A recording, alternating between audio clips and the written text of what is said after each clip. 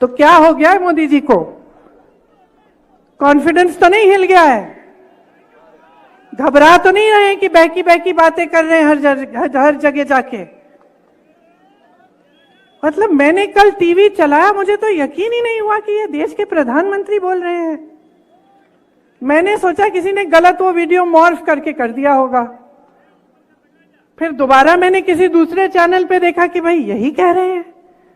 फिर मैंने सुना एक्सरे मशीन, मंगलसूत्र, पता नहीं क्या क्या कह रहे हैं। फिर आगे जाके कुछ और भटकी भटकी बातें कहने लग गए। तो क्यों कर रहे हैं ये? कभी सोचा है आपने? क्या सोचा है? उम्र का तकाजा ये भी है।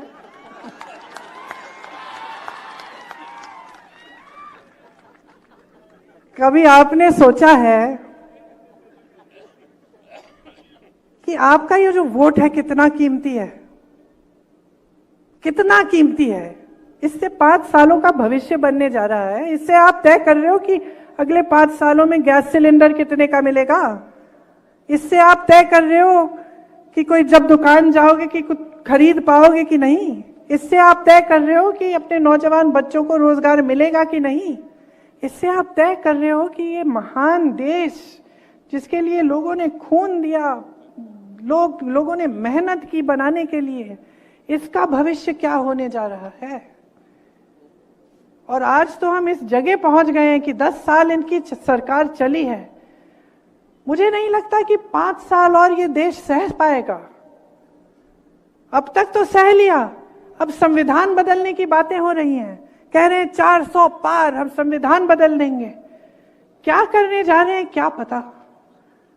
आपके सामने तो एक काम की बात नहीं करते, एक बार आपके रोजगार की बात नहीं करते, एक बार महंगाई की बात नहीं करते, एक बार स्वास्थ्य सुविधाएं की बात नहीं करते, एक बार आपके बच्चों को कैसे शिक्षित करेंगे ये नहीं करते।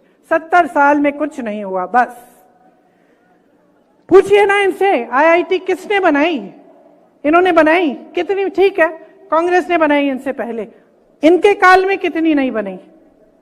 एम्स कितने बनाए इन्होंने? अस्पताल कितने बनाए? पाठशाला कितने बनाए? रोजगार कितने दिलवाए? कितने लोगों को गरीबी रेखा से ऊपर लाए?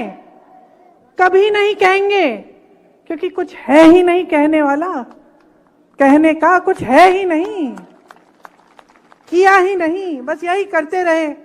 बड़े बड़े इवेंट, बड़ी बड़ी महलों में जाके किसी राष्ट्रपति से मिलना, कहीं दुनिया भर में कहीं घूमना, यही करते रहे। अब टाइम आ गया है रिपोर्ट कार्ड का, टाइम आ गया है। 5 सालों से तो आप कुछ भी करते रहे, आपसे किसी ने पूछा नहीं। अब जनता पूछ रही है, अब जनता कह रही है कि भाई बताओ क्या किया। तो अब घबराहट हो रही है। अब बहकी बहकी बातें, वही हिंदू मुसलमान, वही इधर उधर की बातें, वही विश्व गुरु, वही दुनिया के सबसे बड़े नेता हैं मोदी जी। अरे क्या लेना देना आपको कि कितने बड़े नेता हैं? अगर इतने बड़े नेता आपको पानी नहीं दिलवा सकते, आपका घर नहीं बनवा सकते, आपको रोजगार नहीं दिलवा सकते, तो हमें क्या माफी मांगनी चाहिए इनसे कि हमने रोजगार की बात उठा ली, कि हमने महंगाई की बात उठा ली, कि हम लड़ रहे हैं आपके हकों के लिए, कि हम कह रहे हैं कि इस देश को हम खत्म नहीं करने देंगे तुम्हें।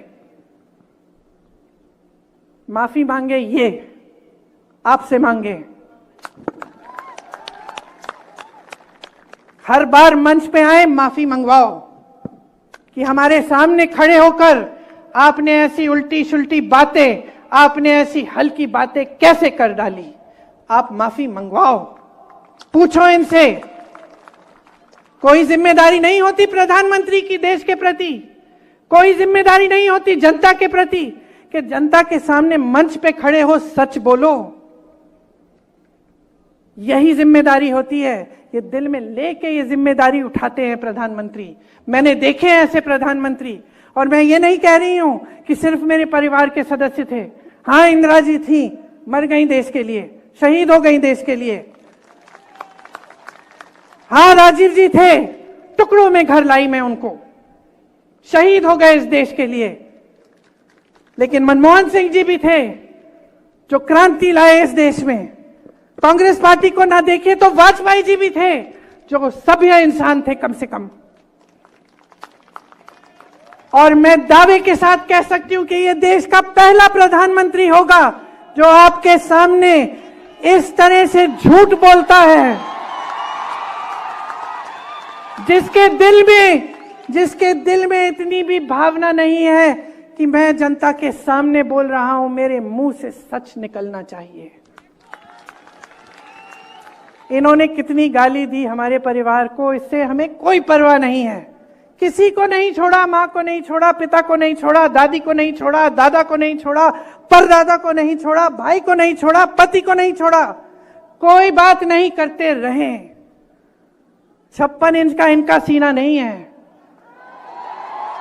इनका सीना नहीं है, लोहे के सीने हैं हमारे। करते रहे, लेकिन देश के सामने इस तरह के झूठ बोलना, इस स्तर पे आना देश के सामने कि कोई राजनीतिक दल आके एक्सरे लेकर आपके घर में घुस के, मतलब मजाक की बात है। तो मैं सिर्फ एक आग्रह करने आई हूं आपसे कि इस बार जो आपका वोट है ना, वो किसी नेता के पक्ष में नहीं, किसी पार्टी के पक्ष में नहीं, ये वोट आपका वोट है। अपने देश को दो, इंडिया को दो।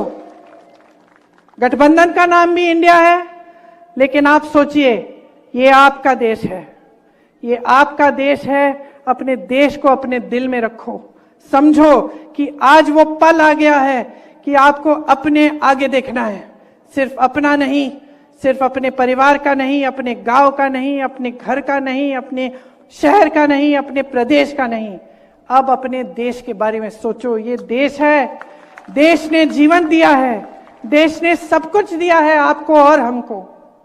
ये जो वोट है इतना कीमती है, इसको व्यर्थ मत करो, व्यर्थ मत करो। ऐसी फिजूल की बातों पे अपना वोट मत दो। वोट अपना है, अपने काम पे दो, रोजगार पे दो।